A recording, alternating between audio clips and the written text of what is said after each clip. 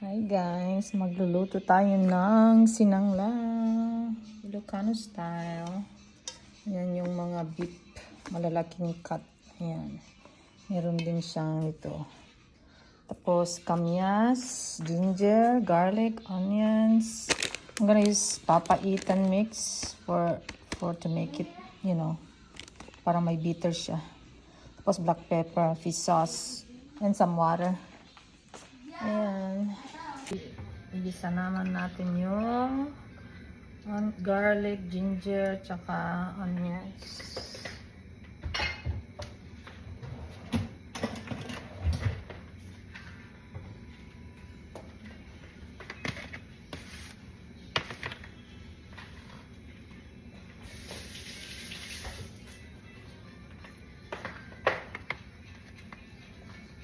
Lagyan natin yung ginger, tsaka garlic.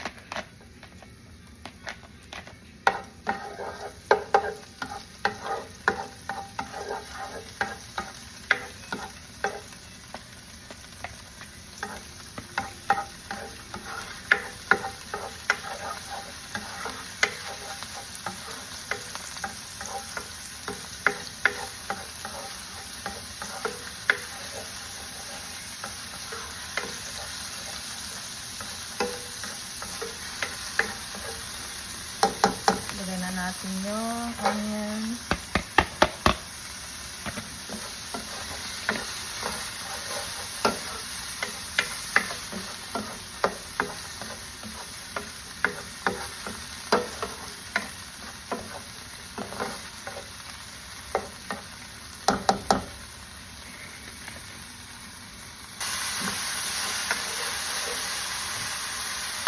Lagyan natin yung beef.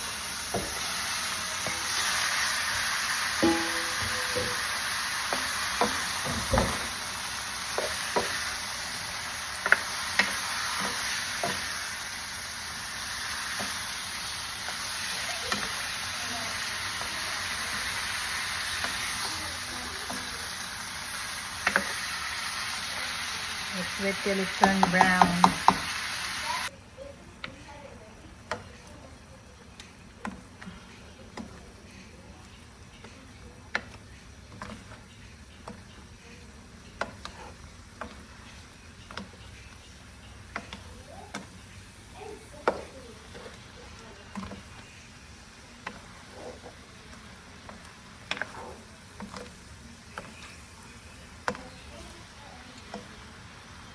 Lagyan natin ng patis.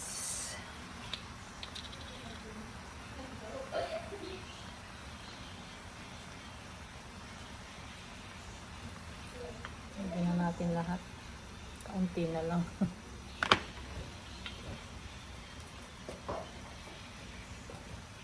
Lagyan din natin na pepper.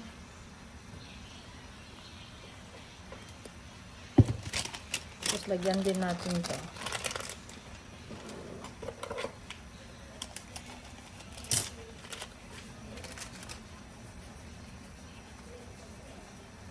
Kaunti lang muna. Titimplahin natin mamaya.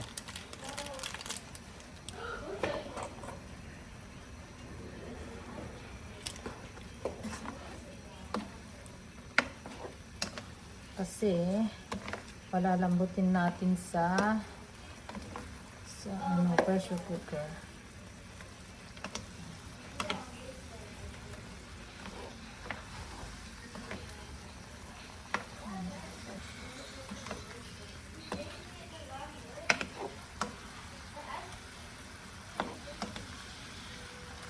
Mga 30 minutes. Tapos after we lalambot, lalagyan natin yung libro.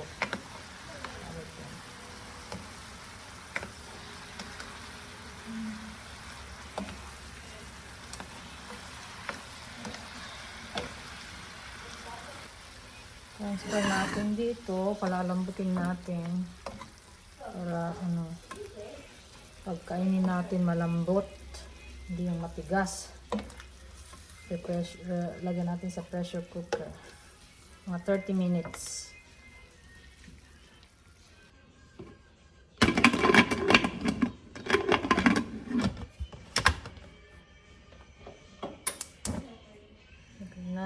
natin for 30 minutes.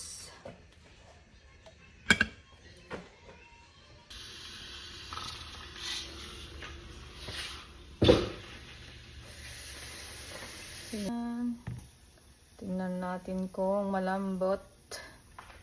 Malambot na. Si lumiit.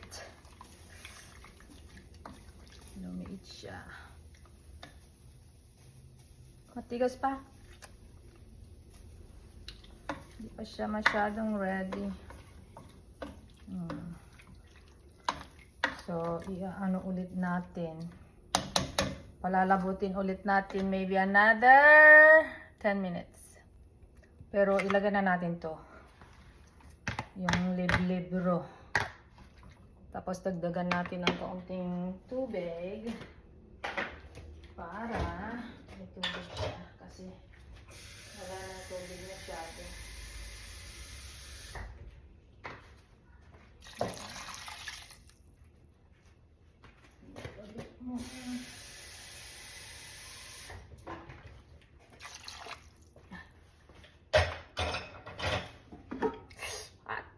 Hot. Let's wait another 10 minutes. Dagdagan na natin ng tubig. Malambot na siya.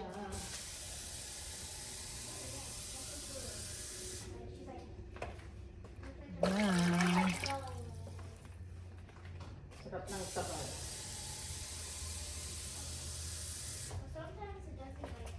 Soup is yummy. Pakuluan muna natin. And then, lagyan natin yung kamyas.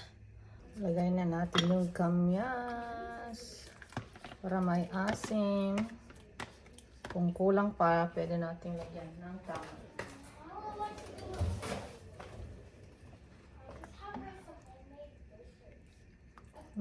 Sarap din. Wala.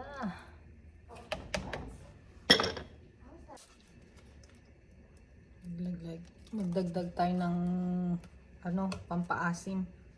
Kulang yung asim.